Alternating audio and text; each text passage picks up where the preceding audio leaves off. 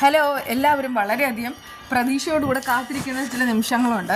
അതാണ് ഇനി പറയാനായിട്ട് പോകുന്നത്. വളരെയധികം ഞെട്ടിക്കുന്ന കാര്യങ്ങൾ. അതായത് വരുണിനോടായി മാനസ പറയുന്നൊരു കാര്യമുണ്ട്. ഒരു കാരണവശാലും എന്നെ ഒറ്റിക്കൊടുക്കരുത്. ഞാനെന്ന ജീവി ഇതിനകത്തുള്ള കാര്യം ആരും അറിയപ്പോലും അരുത്.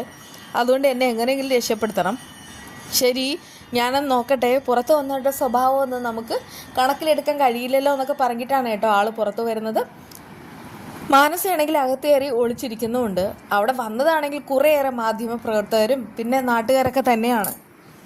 ആ സമയത്ത് മാധ്യമപ്രവർത്തകർ നാട്ടുകാരോട് പറയുന്നുണ്ട്, ഇതിനകത്ത് രണ്ടുപേരുണ്ട്, അവർ ഒളിച്ച് താമസിക്കുകയാണെന്ന് ഞങ്ങൾക്ക് ഡേറ്റ കിട്ടി, അതുകൊണ്ടാണ് അത് അന്വേഷിക്കാൻ വന്നത്.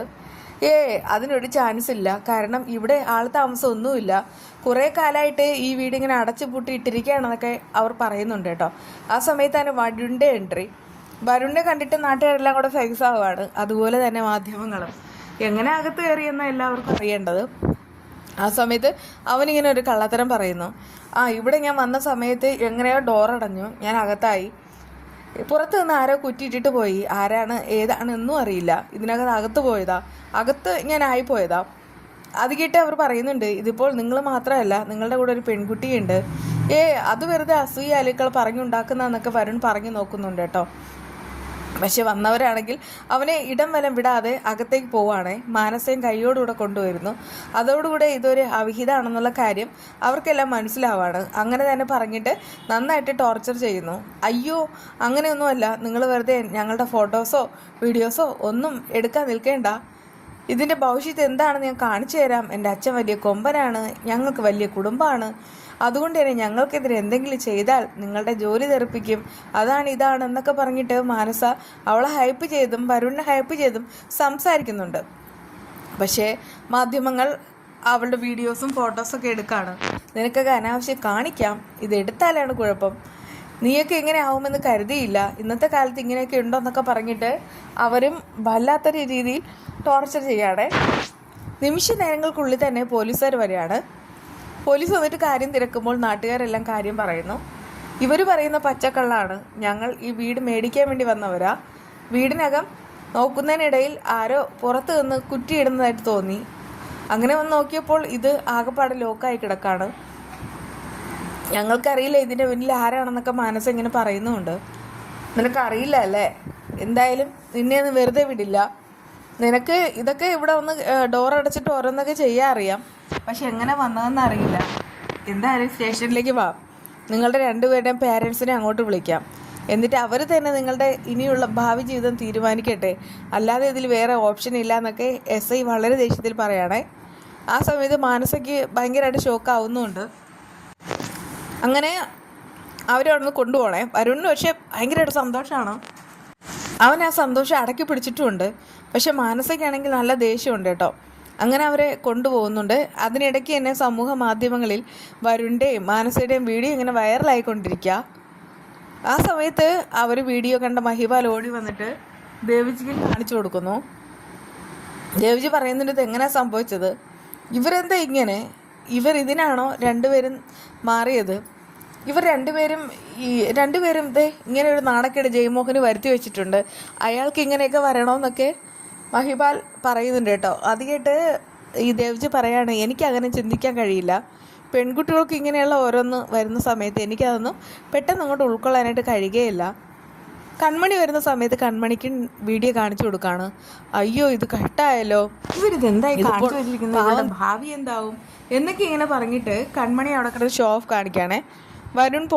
ഈ മഹിപാൽ പോകുമ്പോൾ ദേവിജി വിളിക്കുകയാണ്, കൺമണി അവിടെ നിൽക്ക്, ഇതിൻ്റെ പിന്നിൽ നിങ്ങൾ തന്നെയല്ലേ, എനിക്കത് മനസ്സിലായി, കാരണം ഞാനും മഹിപാൽ വീഡിയോ കാണിച്ചു തന്ന സമയത്ത് താൻ സ്വാഭാവികമായിട്ട് സംസാരിച്ചു, അല്ലാതെ തന്നെ മുഖത്ത് ഞെട്ടലോ പരിഭവമോ ഒന്നുമില്ലായിരുന്നു, ഇതിൻ്റെ അർത്ഥം എന്താ, ഇത് നിങ്ങളെല്ലാവരും കൂടി ചെയ്തതാ, നീയും കൃഷ്യം. അത് കേട്ട് കൺമണി പറയുന്നുണ്ട്, അയ്യോ സാർ വേണ്ട, കൂടുതലൊന്നും പറയണ്ട, വീണെടുത്ത് കിടന്ന് ഉരുളാനും നോക്കേണ്ട, ഞാൻ പറയുന്നത് സത്യം തന്നെയല്ലേ. അപ്പോഴേക്കും അവളിങ്ങനെ ചിരിക്കുകയാണ്. നിങ്ങൾ ചെറുപ്പക്കാരാ, ഞാനും ഈ പ്രായം കടന്നു തന്നെയാണ് വന്നത്, അതുകൊണ്ട് എന്നോടൊന്നും ഒളിപ്പിക്കാനായിട്ട് നോക്കേണ്ട, കൃഷ്ണനോട് സൂക്ഷിക്കാൻ പറയണം കേട്ടോ എന്ന് പറഞ്ഞിട്ട് ദേവിജി ചിരിയോടുകൂടെ പോവാണേ. അപ്പോഴാണ് അവൾക്ക് ഒത്തിരി ആശ്വാസമാവുന്നത്. അതേസമയം പോലീസ് സ്റ്റേഷനിലേക്ക് രണ്ടെണ്ണത്തിനെ കൊണ്ടുവന്നിട്ടുണ്ട്. ആ സമയത്ത് തന്നെ അവിടേക്ക് ജയമോഹനും ഹേമയും വരികയാണ്. ഹേമ ഓടിപ്പോയിട്ട് മോളെ എന്ത് പറ്റിയടാ, നിനക്കിത് എന്താ പറ്റിയത്, നിൻ്റെ അച്ഛനാണ് നിന്നെ വളർത്തി വളർത്തി ദോഷമാക്കിയത്, അതുകൊണ്ടാണല്ലോ നിനക്ക് ഇങ്ങനെ നിൽക്കേണ്ടി വന്നത്. എന്നിട്ട് വരുണിൻ്റെ മുന്നിലേക്കും പോയി ദേഷ്യത്തിൽ നിൽക്കുകയാണ്. ജയമോഹനും അങ്ങനെ തന്നെയാണ്. ജയമോഹൻ പറയുന്നുണ്ട്, എന്നാലും നീ എന്നോട് കാണിച്ചത് വലിയ തെറ്റ് തന്നെയാണ്, ഇതൊരിക്കലും പുറക്കാൻ പറ്റാത്ത തെറ്റ്, നിന്നെക്കൊണ്ട് എനിക്ക് ഇനി ആശ്വസിക്കാൻ യാതൊരു വകയുമില്ല, ഇത് ഒട്ടും പ്രതീക്ഷിച്ചതല്ല. ആ സമയത്ത് അത് കേട്ടിട്ട് അവൾക്കാണെങ്കിൽ ഭയങ്കര സങ്കടം ഉണ്ടാവുകയാണ്. അപ്പോഴേക്ക് ഹേമ പറയുന്നുണ്ട്, അതെ അതെ, നീ എന്തൊക്കെയാണ് കാണിച്ചു കൂട്ടിയിരിക്കുന്നത്, ഇനി എങ്ങനെ നാട്ടുകാരുടെ മുന്നിൽ നോക്കും. എന്നിട്ട് വരുണിനെ തല്ലാനായിട്ട് പോവുകയാണ്. വരുൺ ആ സമയത്ത് ഒഴിഞ്ഞു മാറാൻ ശ്രമിക്കുന്നുണ്ട്. ഇനി അടുത്ത നടപടി എന്താണെന്നൊക്കെ ജയമോഹൻ ചോദിക്കുന്നുണ്ട്. എസ് ഐ വന്നിട്ട് പറയുന്നുണ്ട്, നിങ്ങളാണെങ്കിൽ നിങ്ങൾക്കിവിടെ കാണാനുള്ള അവകാശവും അധികാരവും ഒക്കെ ഉണ്ട്, പക്ഷേ ഒരു ക്രിമിനലാണ്, അതുകൊണ്ടൊക്കെ തന്നെ ഒരു കാര്യം ചെയ്യാം, ഈ വരണം എന്ന് പറയുന്നവൻ്റെ അച്ഛൻ വരട്ടെ, അയാളും കൂടെ വന്നിട്ട് ഇവരുടെ കാര്യങ്ങൾ തീരുമാനിക്കട്ടെ, അതാണ് നല്ലത്, അത് മതിയെന്ന് സാഗർ ഇങ്ങനെ അറിയിക്കുന്നുണ്ട് കേട്ടോ. അങ്ങനെ ഈ വരുണിനെ കാണാതായതിൽ വരുണിൻ്റെ ശിഷ്യന്മാർ രണ്ടുപേരും അയ്യോ എവിടെ പോയാവോ എന്നൊക്കെ ഇങ്ങനെ പദം പറഞ്ഞ് കരയുന്നുമുണ്ട്. മിക്കവാറും നമ്മളിപ്പോഴും ഇവിടെ നിന്ന് അച്ഛൻ മുതലാളി പറഞ്ഞയക്കുമെന്നൊക്കെ വരുണിൻ്റെ അച്ഛനെ ഉദ്ദേശിച്ച് പറയണം. അപ്പോഴേക്കും വരുണിൻ്റെ അച്ഛൻ വരികയാണ്. വന്നതിന് ശേഷം കാര്യങ്ങളെല്ലാം അവരോട് ചോദിക്കുന്നുണ്ട്. നമുക്കൊന്നും അറിയില്ല എന്നൊക്കെ അവന്മാർ പറയാണ്. പക്ഷേ മുതലാളി വേഗം തന്നെ പോയിട്ട് വരുൺ മുതലാളിയെ കൊണ്ടുപോവാ. അത് കേട്ട് അയാൾക്ക് ദേഷ്യമാവുന്നുണ്ട്. അയാൾ പറയുന്നുണ്ട്, ഒന്നും മിണ്ടാതിരിക്കുന്നുണ്ടോ ഒരു വരുൺ മുതലാളി, ഞാൻ ഇതുവരെ അവൻ്റെ സകല കള്ളത്തരങ്ങൾക്കും കൂട്ടുനിന്നു, ഇതുവരെ ഞാനൊന്നും പറഞ്ഞിട്ടില്ല, പക്ഷേ ഇത് നാട്ടുകാർക്കും എനിക്ക് നാണക്കേടുണ്ടാക്കുന്ന കാര്യം തന്നെയാണ്, ഒരു കാരണവശാലും ഞാൻ പോവില്ല. അത് കേട്ടിട്ട് ആ ജാമ്പോ കരയാണ്, എനിക്ക് മുതലാളി വേണം, കൊച്ചു മുതലാളി വേണം, കാണണം എന്ന് പറയുന്ന സമയത്ത് അയാൾക്ക് ദേഷ്യമാവുന്നുണ്ട്. നിങ്ങൾ എന്തൊക്കെയാണ് പറയുന്നത്, പെട്ടെന്നൊന്നും ഈ ഒരു കേസിന് ജാമ്യം കിട്ടുമെന്ന് തോന്നുന്നതേ ഇല്ല, ഞാൻ നോക്കട്ടെ എന്നൊക്കെ പറഞ്ഞിട്ട് അവിടുന്ന് ഇറങ്ങിപ്പോകുന്നു. അങ്ങനെ കൺമണി കൃഷിൻ്റെ അടുക്കിലേക്ക് വരികയാണ്. കൃഷി പറയുന്നുണ്ട്, ഒരു ചായ ഇട്ടു, പക്ഷെ ബെഡ്റൂമിൽ കൊണ്ടുവച്ച സമയത്ത് അത് കൈതട്ടി താഴെ വീഴുകയും ചെയ്തു. സാറാണെങ്കിൽ മാനസയുടെ കാര്യമൊന്നും അറിഞ്ഞില്ലേ? അത് കേട്ട് കൃഷി പറയുന്നുണ്ട്, അറിഞ്ഞു, എന്താ അതല്ല ഒന്നും വേണ്ടായിരുന്നു എന്നിങ്ങനെ ഒരു തോന്നലുണ്ടാവുന്നു, കാരണം അവളും എന്നെ പോലൊരു പെൺകുട്ടിയല്ലേ. ആ സമയത്ത് അത് കേട്ട് കൃഷി പറയുന്നുണ്ട്, അതെ താനിങ്ങനെ പറയുന്നുണ്ട്, പക്ഷെ എനിക്ക് ഇപ്പോഴാണ് മനസ്സിലൊരു ആശ്വാസം തോന്നുന്നത്. അപ്പോഴാണ് അവൻ്റെ ഒരു ഫ്രണ്ട് വിളിക്കുന്നത്. നേരത്തെ ബിസിനസ്സുമായിട്ട് ചർച്ച ചെയ്തില്ലേ, അയാളാണ് വിളിക്കുന്നത്. അപ്പോഴേക്കും കൃഷി പറയുന്നുണ്ട് വരാമെന്ന്. എന്നാൽ പിന്നെ വേഗം തന്നെ നമുക്ക് മീറ്റ് ചെയ്യാമെന്നൊക്കെ പറഞ്ഞിട്ട് കോൾ കട്ടാക്കുകയാണ് കേട്ടോ. അപ്പോഴേക്കും കൃഷിയാണെങ്കിൽ കൺമണിയോട് പറയുന്നുണ്ട്, കണ്ടില്ലേ അവനന്ന് കാണാൻ ചെല്ലാൻ പറഞ്ഞിട്ട് ഇതുവരെ കാണാൻ പോയിട്ടില്ല. കൺമണി പറയുന്നുണ്ട്, ഇനിയെങ്കിലും സാർ അന്ന് കോൺസെൻട്രേഷൻ നിൽക്ക്, നമുക്ക് കാര്യങ്ങളൊക്കെ എളുപ്പത്തിൽ ചെയ്യണം, അച്ഛനോടത് വാക്ക് പാലിക്കണം. പിന്നീടാണെങ്കിൽ ഈ വരുണിൻ്റെ അച്ഛനുണ്ടല്ലോ സ്റ്റേഷനിലേക്ക് വരികയാണ് കേട്ടോ. ആ സമയത്ത് വരുണിനെ മാനസയും പിടിച്ചു നിർത്തിയിരിക്കുന്നുണ്ട്. അയാൾക്ക് ദേഷ്യം വരുന്നു.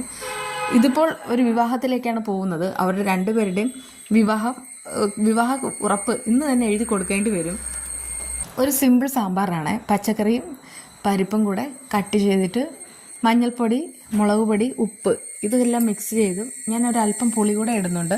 എന്നിട്ട് ഒരു 2 വിസിൽ വരെ കേൾക്കുന്നവരെ വയ്ക്കുക. അതിനുശേഷം സാമ്പാർ പൊടി കായപ്പൊടിയും കൂടെ ചേർത്ത് ഇളക്കിയിട്ട് കുറച്ചൊന്ന് തിളപ്പിക്കുക.